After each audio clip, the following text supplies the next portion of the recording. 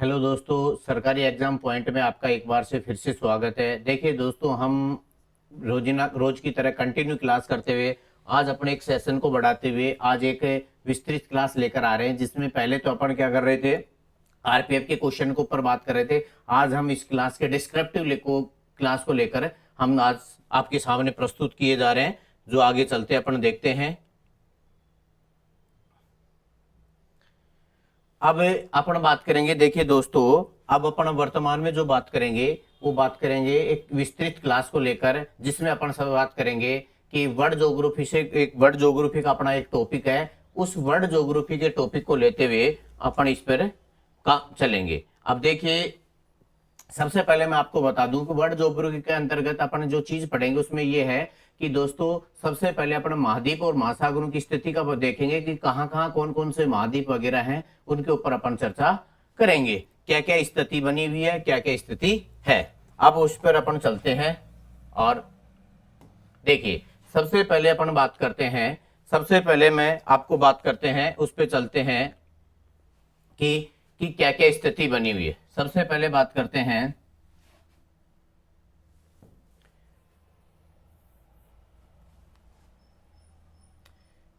कि अपन जो बात करेंगे यानी महाद्वीप व महासागर, इनकी स्थिति को लेकर अपन चर्चा करेंगे। अपना टॉपिक रहेगा, क्या रहेगा, महाद्वीप व महासागर, इसकी स्थिति को लेकर अपन चर्चा करेंगे। अब देखिए, महाद्वीप और महासागरों की सबसे पहले उत्पत्ति कैसे हुई, इसके बारे में अपन बात करते हैं, किस हिसाब से अपन उसको देखते हैं। देखिए, पहले देखिए, ये संपूर्ण एक स्थल भाग था। ये संपूर्ण जो था क्या था, एक स्थल भाग था, यानी इसको बोलते हैं स्थल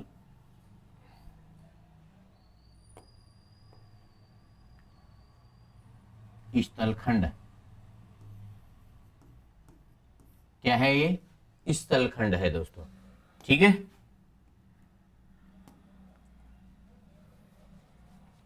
और इसके चारों तरफ क्या था, इसके चारों तरफ ये एक पानी या जल का जो आवरण है, जलीय राशि थी।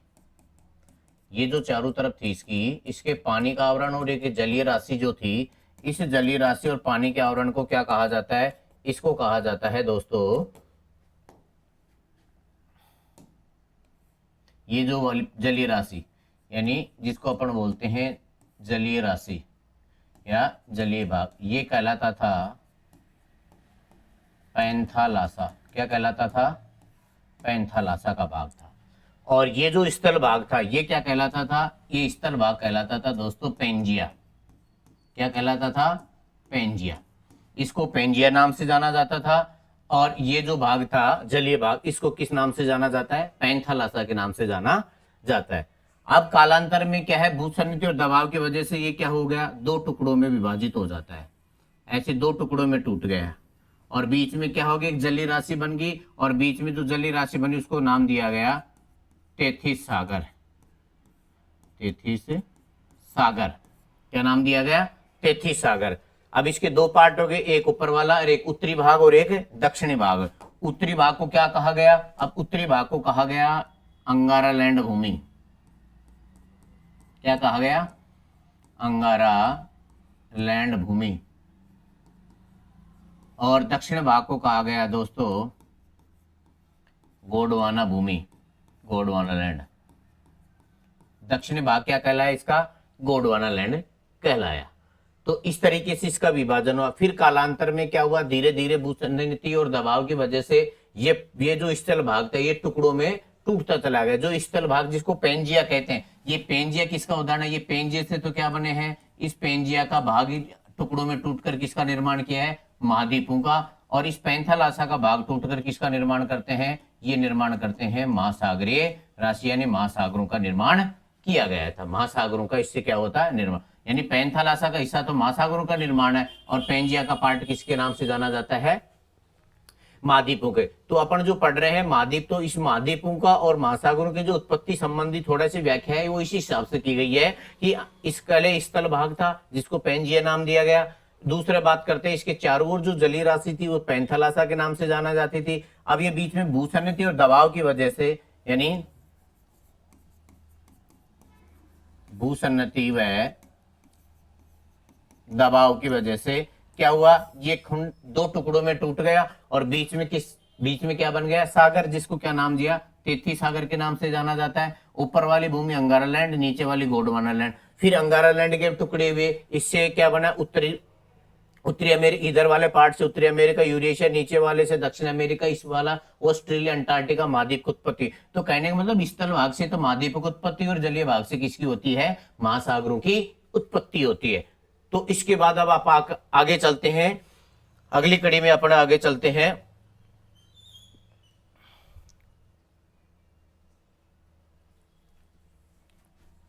अब बात करते हैं, सबसे पहले बात करते हैं महाद्वीप। अब महाद्वीपों के बारे में बात करें तो महाद्वीपों के बारे में अपन बात करें तो देखते हैं इनको दो तरीके से क्वेश्चन पूछे जाते हैं। देखिए, एक तो पूछा जाता है क्षेत्रफल के आधार पर, यानी क्षेत्रफल की दृष्टि से आधार पर किस किस महाद्वीप का क्रमांक क्या है, और दूसरा पूछा जाता है जनसंख्या के आधार पर, पॉपुलेशन के आधार पर, जनसंख्या के आधार पर महाद्वीपों का क्या सीक्वेंस है। देखिए, क्षेत्रफल की दृष्टि से जो बड़े जो महाद्वीप है वो कौन कौन से, क्षेत्रफल की दृष्टि से जो बड़ा महाद्वीप है वो कौन सा है। तो सबसे पहले अपन बात करें क्षेत्रफल की दृष्टि से जो महाद्वीप है, तो पहला महाद्वीप कौन सा आएगा, पहला दोस्तों आएगा महाद्वीप का नाम है एशिया महाद्वीप। पहले नंबर पर कौन सा आएगा, पहला है महाद्वीप एशिया, दूसरे नंबर पर अफ्रीका। देखिए दोस्तों, एशिया और अफ्रीका क्षेत्रफल और जनसंख्या में पहला और दूसरा स्थान ही रखते हैं, इस बात का थोड़ा सा ध्यान रखना।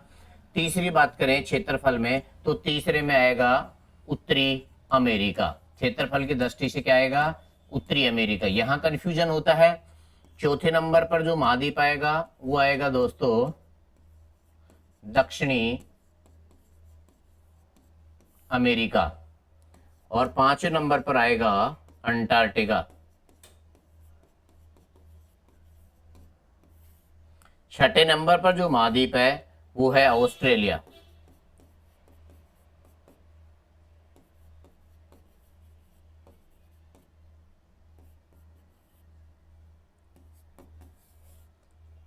और यूरोप। ये बात आपको थोड़ा सा ध्यान रखनी है, ये क्षेत्रफल की दृष्टि से। जनसंख्या की दृष्टि से अपन बात करें इसमें, तो जनसंख्या की दृष्टि से अपन देखें तो जनसंख्या की दृष्टि से देखिए दोस्तों, पहला कौन सा आएगा, एशिया, दूसरा अफ्रीका, फिर तीसरे नंबर पर जनसंख्या जो आती है वो आती है दोस्तों यूरोप की। यूरोप आ जाएगा, यहाँ पर क्या आ जाएगा, यूरोप देश आ जाएगा, यहाँ पर तीसरे नंबर पर यूरोप आ जाएगा। फिर जनसंख्या में तीसरे नंबर पर आएगा, चौथे नंबर पर आएगा उत्तरी अमेरिका, फिर दक्षिणी अमेरिका और ऑस्ट्रेलिया।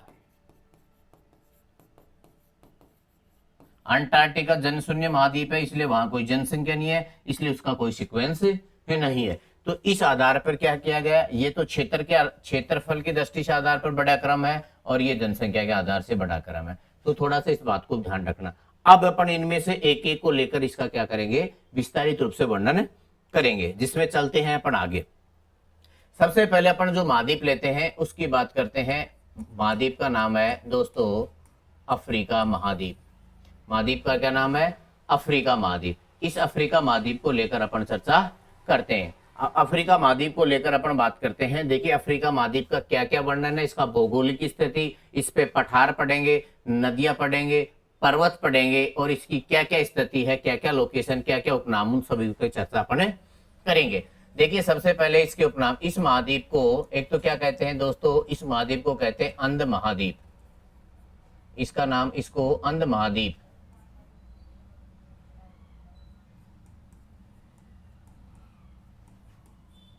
महाद्वीप के नाम से, अंध महाद्वीप के नाम से जाना जाता है।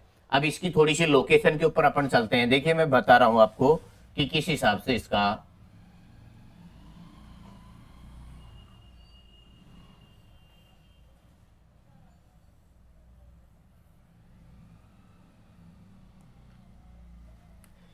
अफ्रीका महाद्वीप का थोड़ा सा स्ट्रक्चर है। इस स्ट्रक्चर के बारे में अपन देखते हैं इसके अंदर क्या क्या स्थिति है। सबसे पहले बात करते हैं कि इसके इससे गुजरने वाली जो रेखाएं हैं उनके ऊपर बात करते हैं, कौन कौन सी रेखाएं गुजरते हैं। देखिए दोस्तों, इससे गुजरने वाली रेखा है, एक रेखा है जिस रेखा का नाम है कर्क रेखा।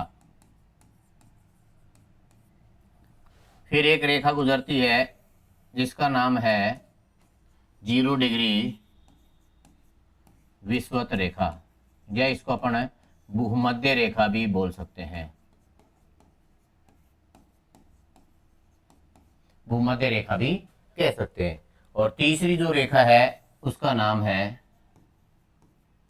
मकर रेखा। ये 3 रेखाएं ऐसे गुजरती हैं, तथा इससे एक रेखा, एक देशांतर रेखा भी गुजरती है। और ये देशांतर रेखा कौन सी है, इसको बोलते हैं दोस्तों 0 डिग्री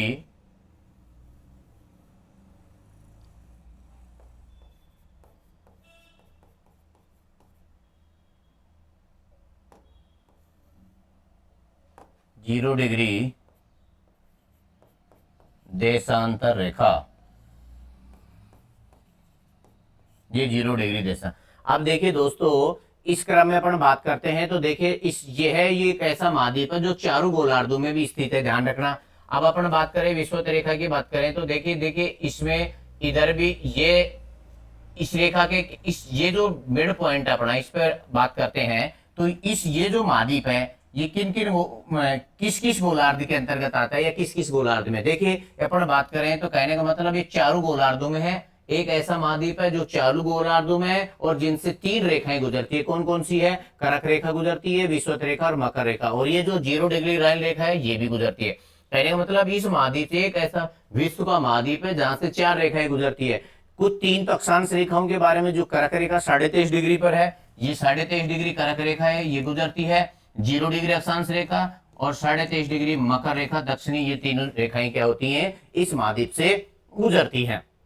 आगे बात करें, एक तो इसकी अब इसमें थोड़ा सा बात करते हैं कि अपन को और क्या क्या स्थिति है। अब इसमें महाद्वीप की बात करें तो सबसे पहले मैं बात करता हूं, इसमें पर्वतों की बात करते हैं। पर्वत, इस महाद्वीप में कौन कौन से पर्वत है जो एग्जाम में पूछे जाते हैं, उसके ऊपर चर्चा करते हैं। देखिए यहाँ पर एक देश है केन्या और तंजानिया, तो यहाँ पर एक पर्वत श्रृंखला जिसका नाम है, ये पर्वत श्रृंखला फैली हुई है ऐसे, और इस पर्वत श्रृंखला का नाम है किलिमंजारो। पर्वत श्रृंखला का नाम है किलिमंजारो, और ये है किलिमंजारो दोस्तों तंजानिया प्लस कुछ हिस्सा इसका केन्या में भी। तंजानिया और केन्या देश में स्थित है। एग्जाम में पूछा गया है क्वेश्चन कि किन देशों में किलिमंजारो पर्वत, इसकी सबसे ऊंची चोटी भी किलिमंजारो ही है, और ये किलिमंजारो अफ्रीका महाद्वीप की सबसे ऊंची चोटी भी है। दोस्तों ध्यान रखना, यह है अफ्रीका महाद्वीप की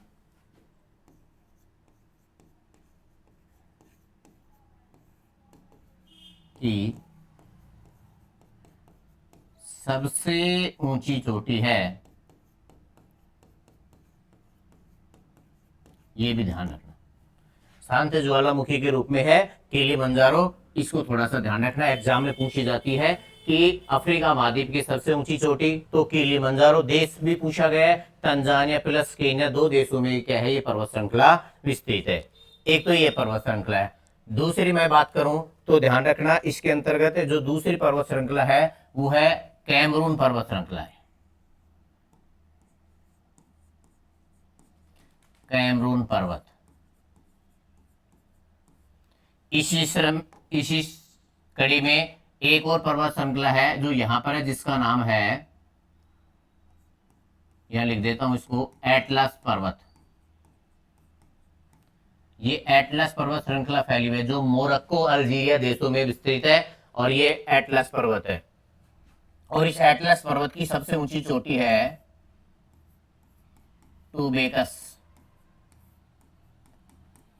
पूछी जा सकती है। ये टूबेकस जो चोटी है ये कहां पर एटलस पर्वत श्रृंखला की क्या है, एक ऊंची चोटी है, ये प्रसिद्ध पर्वत श्रृंखला है, ये ध्यान रखना। और एक यहाँ पर साउथ अफ्रीका, दक्षिण अफ्रीका के पास यहाँ पर्वत श्रृंखला फैली है, इसका नाम है डेकेन्स बर्ग पर्वत। एक पर्वत श्रृंखला यहां पर स्थित है जिसको किस नाम से जाना जाता है, डेकेन्सबर्ग के नाम से जाना जाता है। एग्जाम की दृष्टि से इंपोर्टेंट है, सबसे इंपोर्टेंट है तो किलिमंजारो है, फिर एटलस पर्वत है, इनमें से क्वेश्चन पूछे जाते हैं। तो ध्यान रखना, अफ्रीका महाद्वीप में अपन ने किसकी बात की, अफ्रीका महाद्वीप के अंतर्गत अपन ने पर्वत श्रृंखलाएं विस्तृत रूप से अपन ने व्याख्या कर ली कि पर्वत श्रृंखला कहां कहां तक फैली हुई है, तो ये बात थोड़ा सा ध्यान रखना। दूसरी बात है, इसी स्थिति पे ऊपर अपन चलते हैं कि आगे बात करते हैं कि इस अफ्रीका महाद्वीप की स्थिति इधर, ये थोड़ा सा ध्यान रखना, अफ्रीका महाद्वीप इधर जो महासागर है उस महासागर का तो नाम है अटलांटिक महासागर। इसकी चारों तरफ की स्थिति देखें, अटलांटिक महासागर है। कौन सा महासागर है दोस्तों, इधर तो है अटलांटिक महासागर है, और इधर जो महासागर है वो कौन सा महासागर है, इधर जो महासागर है दोस्तों यहां पर है हिंद महासागर। कौन सा महासागर है, हिंद महासागर। इधर अटलांटिक महासागर पड़ता है, इसकी पूरी साइड में कौन सा है, हिंद महासागर स्थिति है, यानी हिंद महासागर की स्थिति है। और इधर अपन बात करें, इधर ये जो देश पड़ता है उसकी स्थिति, यहाँ पर कौन सा देश है, ये दो देश है यूरोप, और इधर वाला इस देश पड़ता है जिसका नाम है एशिया।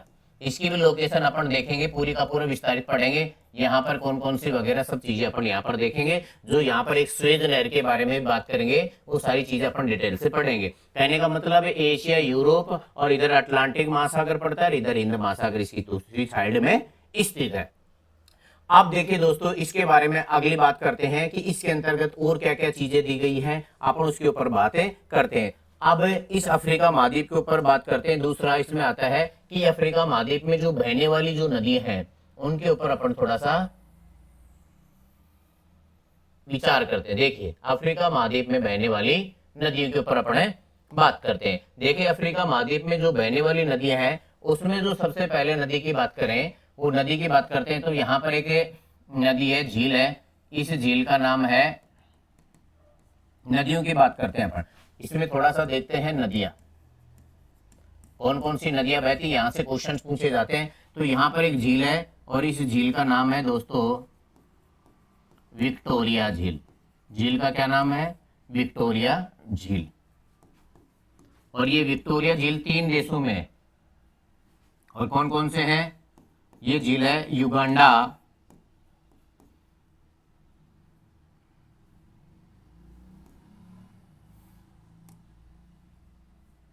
एक देश का नाम है युगांडा, दूसरा है केन्या, और तीसरा है तंजानिया। इन 3 देशों में क्या है, इन 3 देशों में ये क्या है, विस्तृत फैली हुई है। कौन सी, ये विक्टोरिया झील इन 3 देशों में क्या है, फैली हुई है। अगर आगे अपन बात करते हैं इसके ऊपर,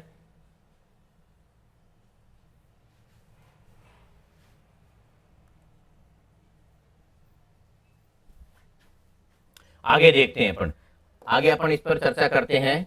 देखिए क्या है, ये जो झील है, ये इस झील से क्या है कि धारा निकलती है ऐसे, और एक ये जो नील नदी है एक तो निकलती है, इसको धारा को बोलते हैं श्वेत नील, और एक धारा यहां से निकलकर, और ये दोनों धाराएं मिलती है, श्वेत नील और नील, ये दोनों धाराएं मिलकर फिर किसका निर्माण करती हैं, यहां पर फिर एक राजधानी है खार्तूम, सूडान की राजधानी है खार्तूम।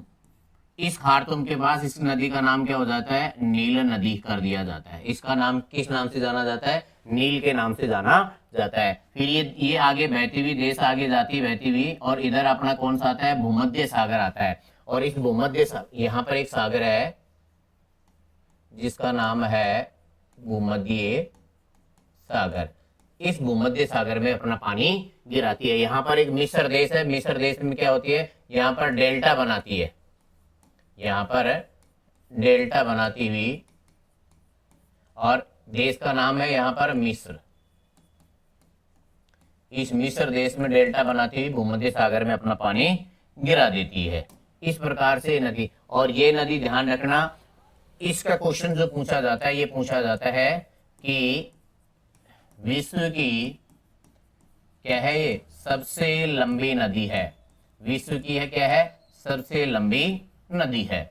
नील नदी को विश्व की सबसे लंबी नदी के बारे में नदी के रूप में जाना जाता है, जो अफ्रीका महाद्वीप में विक्टोरिया झील से निकलती है और भूमध्य सागर में अपना पानी गिराती है। मिस्र देश के आगे यहाँ पर मिस्र देश से आगे डेल्टा बनाती हुई भूमध्य सागर में अपना पानी गिराती। इस प्रकार से नील नदी यहाँ पर बहती है।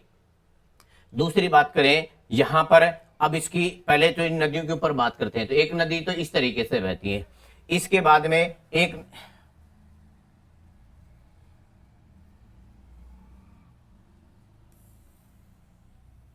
ये रेखा है जिसका नाम है अपन बोल विषुवत रेखा, ठीक है।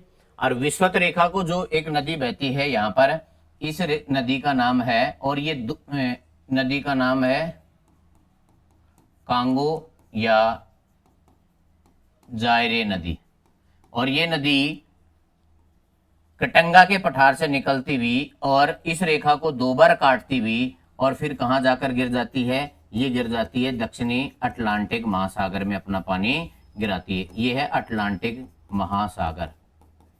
ध्यान रखना दोस्तों, ये क्वेश्चन से पूछा जाता है। इस ये कांगो देश से बहने की वजह से इस नदी का नाम क्या है, कांगो नदी के नाम से जाना जाता है। और ये नदी क्या है, विषुवत रेखा को दो बार काटती है। इसका ये क्वेश्चन पूछा जाता है। विषुवत रेखा को क्या करती है, ये दो बार काटती है। विषुवत रेखा को दो बार काटने वाली नदी का नाम क्या है, कांगो या जायरे नदी है, जो विश्व के एकमात्र नदी है जो विषुवत रेखा को काटती है। अब देखिए थोड़ा सा मैं आपको एक चीज बता देता हूं। विश्व में जो तीन, ये जो रेखा, इन तीन रेखाओं को काटने वाली नदी, कई बार क्वेश्चन पूछा जाता है अपना। जैसे ये तीन रेखाएं हैं, एक का नाम है दोस्तों कर्क रेखा, इस रेखा का नाम है विषुवत रेखा, और तीसरी रेखा है जिसका नाम है मकर रेखा। ये तीन रेखाएं हैं विश्व में, और इन तीन रेखाओं को इन तीन नदियों द्वारा विभाजित किया जाता है, या बांटा जाता है, या काटा जाता है। पहली कर्क रेखा को दो बार ऐसे काटने वाली नदी का नाम तो है दोस्तों माही नदी, जो भारत में बहती है। माही नदी भारत राजस्थान में बहती है। ये नदी अपन इसकी चर्चा कर सकते हैं, भारत है, और ये बहने वाली नदी का है, इसमें राजस्थान में बहती है नदी। और राजस्थान में कर्क रेखा को दो बार ये विभाजित करती है या काटती है। अगली बात करें, विषुवत रेखा को दो बार काटने वाली नदी का नाम अभी अपन ने पढ़ा है। इस नदी का नाम है दोस्तों कांगो और जायरे देश से बहने की वजह से इस नदी का नाम कर दिया कांगो व जायरे नदी। और तीसरा मकर रेखा है, इस रेखा को दो बार काटने वाली नदी का नाम है लिम्पापो नदी। इस नदी को दो बार इस रेखा को काटने वाली नदी का क्या नाम है, लिम्पापो नदी। ध्यान रखना, मकर रेखा को दो बार काटती है। और एक और क्वेश्चन है, इस मकर रेखा को चार बार काटने वाली, नोट ये बात ध्यान रखना, यानी मकर रेखा को चार बार काटने वाली नदी, काटने वाली नदी कहाँ है, जिसका नाम है फिटजराय नदी। क्या नाम है, फिटजराय नदी है। और ये किस देश में बहती है दोस्तों, ये देश का नाम है ऑस्ट्रेलिया। ऑस्ट्रेलिया देश में ये फिटजराय नदी बहती है, जो इसको कितने चार भागों में इसको क्या करती है, चार बार काटती है। इसको 4 बार काटती है। वैसे 2 बार काटने वाली करक रेखा 2 बार माही नदी काटती है, विषुवत रेखा को कांगो जायरे काटती है और मकर रेखा को लिम्पापो नदी काटती है। जबकि नोट एक चीज इंपोर्टेंट थोड़ा सा ध्यान रखना, मकर रेखा को 4 बार काटने वाली नदी का नाम है फिट्जराय, जो ऑस्ट्रेलिया देश में क्या करती है, बहती है या वहां पर संचालित होती है। दोस्तों इस रूप में मैंने ये थोड़ा सा तो बताया था अटकर थोड़ा सा, क्योंकि अपन ने अभी पिछली क्लास में क्या देखा है कि नील नदी वाला और कांगो जायरे वाली नदी का विस्तृत देखा, तो ये नदी क्या करती है, इसको 4 बार 2 बार काटती थी, तो इसके बारे में मैंने बता दी। ये दोनों नदी अफ्रीका महाद्वीप में, एक क्या है, कौन से देश के अंतर्गत है, ये एक भारत में है और दूसरी एक रेखा यहां से गुजरती है। इस रेखा को 2 बार काटने वाली नदी का नाम है यहां पर, जिसका नाम है लिम्पापो नदी। ये अफ्रीका महाद्वीप में बहती लिम्पापो नदी। ये भी क्या कहती है, ये रेखा का नाम है मकर रेखा।